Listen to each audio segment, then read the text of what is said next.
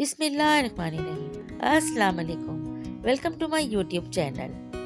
आज हम बना रहे हैं एकदम परफेक्ट रेसिपी कोरमे की। और कोरमा भी वो जो हम खाते हैं शादियों में। तो बिल्कुल बावर्ची स्टाइल का ये दानेदार सा कोरमा आप भी अपने घर में बना सकते हैं। दानेदार खुशबूदार से ये कोरमे की रेसिपी को आप भी बना सकते हैं, ये बावर्ची स्टाइल का कोरमा अपने घर में।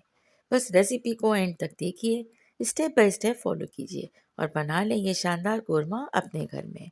चैनल पे नए हैं और अगर अब तक सब्सक्राइब नहीं किया है मेरे चैनल को कर लें सब्सक्राइब, बेल का आइकन प्रेस करें हर नई आने वाली वीडियो के लिए।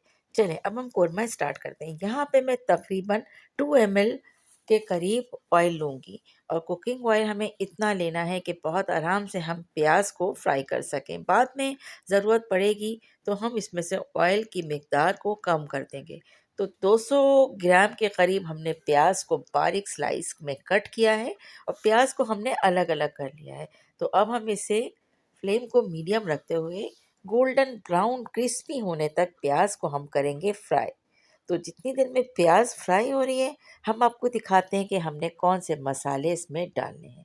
तो जनाब, सबसे पहले हमने लिया है यहाँ पर हाफ टी स्पून काली मिर्च, 8 से 10 अदद दाने हमने लिए हैं छोटी इलायची के, और 2 बड़ी इलायची के हमने दाने निकाल के रख लिए हैं। 7 से 8 अदद लौंगे हैं और यहाँ पर काजू और बादाम हमने 5-5 अदद लिए हैं। दालचीनी के कुछ टुकड़े भी हम ऐड करेंगे इस खुशबूदार कोरमे में। अब आ गया इसके मसाले की तरफ। तो ये देखें जनाब, यहाँ पर 2.5 टेबल स्पून हमने लिया है धनिया, हाफ टी स्पून से कम हमने कलर के लिए हल्दी ली है, 1 टेबल स्पून भर के लाल मिर्च, सॉल्ट हमने 1 टीस्पून लिया है, जावित्री जायफल का पाउडर हमने यहाँ पर आपको देख सकते हैं कि बस इतना ही लेना है। इसके अलावा ज़ीरा पाउडर हमने लिया है 1 टीस्पून। गोश्त यहाँ पर हमने बोनलेस लिया है बीफ का और ये तकरीबन वज़न किया जाए तो हाफ केजी है।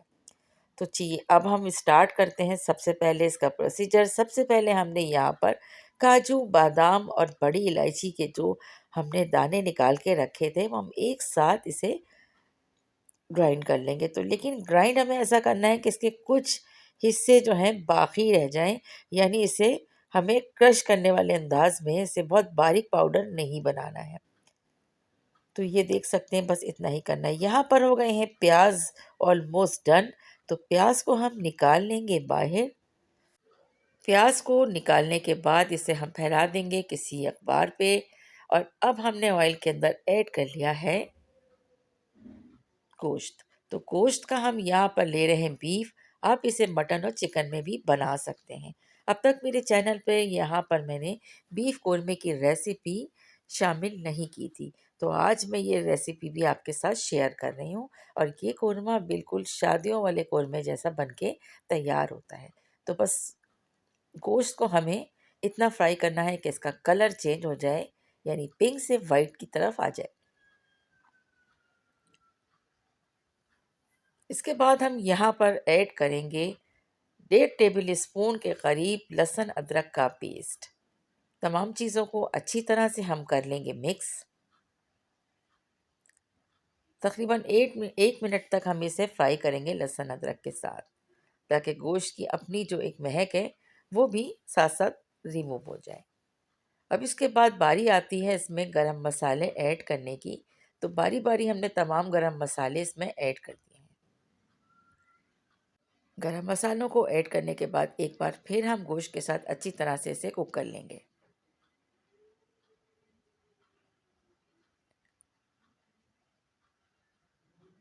बस बहुत बहुत ज़्यादा हाई हीट पर हमें इसे कुक नहीं करना है। मीडियम हीट पर या मीडियम लो हीट पर हम इसे कुक कर लेंगे। मसालों में अच्छी सी खुशबू आने लगी है। अब यहाँ पर हम ये तमाम गरम मसालों के साथ अब ये हमारे स्पाइस भी हम इसमें ऐड करेंगे। सबसे पहले हमें थोड़ी देर धनिए को ऐड करने के बाद कुक कर लेना है। जैसे ही धनिए की खुशबू आना शुरू होगी तब हम इसमें सारे मसाले ऐड कर देंगे और साथ साथ जावित्री जायफल का पाउडर भी ऐड कर देंगे। आप चाहें तो जावित्री जायफल के पाउडर को रोक लें। अगर आपको इसका कोरमे का डार्क कलर पसंद नहीं है तो फिर जावित्री जायफल को भी आप रोकें, इसको आप एंड में ऐड कीजिएगा, लेकिन मैंने यहाँ पे साथ साथ ऐड कर दिया है क्योंकि जब बावर्ची से पकाते हैं तो वो साथ साथ ही स्पाइस के साथ जावित्री जायफल भी ऐड कर देते हैं। अब बारी आती है गोश्त को गलाने की।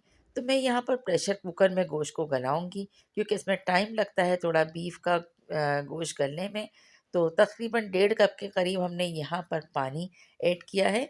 पानी ऐड करने के बाद हमें प्रेशर कुकर को बंद करेंगे और तकरीबन हमने 10 से 15 मिनट के बाद इसे आके चेक करना है, लेकिन बहुत तेज़ हीट पर इसे नहीं कुक करना है। यहाँ भी ध्यान रखिएगा कि इसके बहुत ज़्यादा हाई हीट पर हमें नहीं प्रेशर देना है, लो हीट पर हमें इसे पकाना है।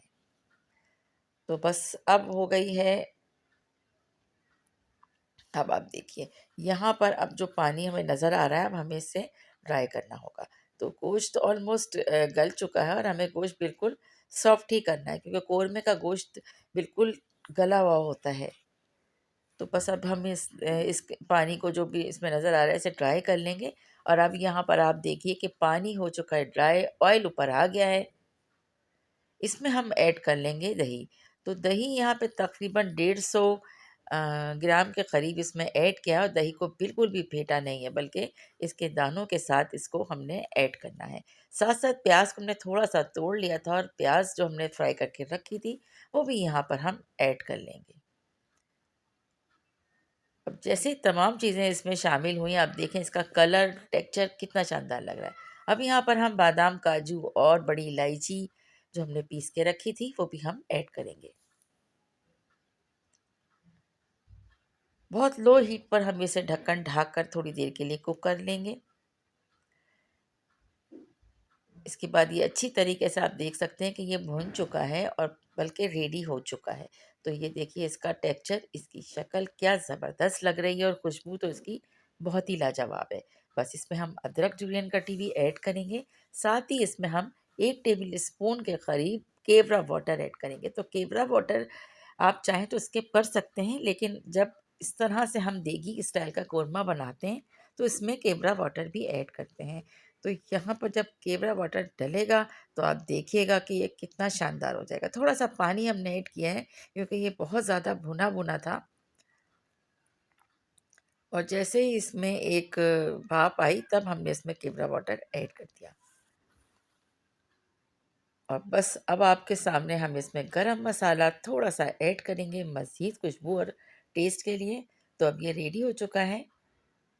रेसिपी को आप लोग ज़रूर ट्राई कीजिएगा। रेसिपी पसंद आई है तो इसे ज़्यादा से ज़्यादा शेयर कीजिए, लाइक कीजिए, कमेंट भी करते जाइएगा। Thanks for watching, take care, अल्लाह हाफ़िज़।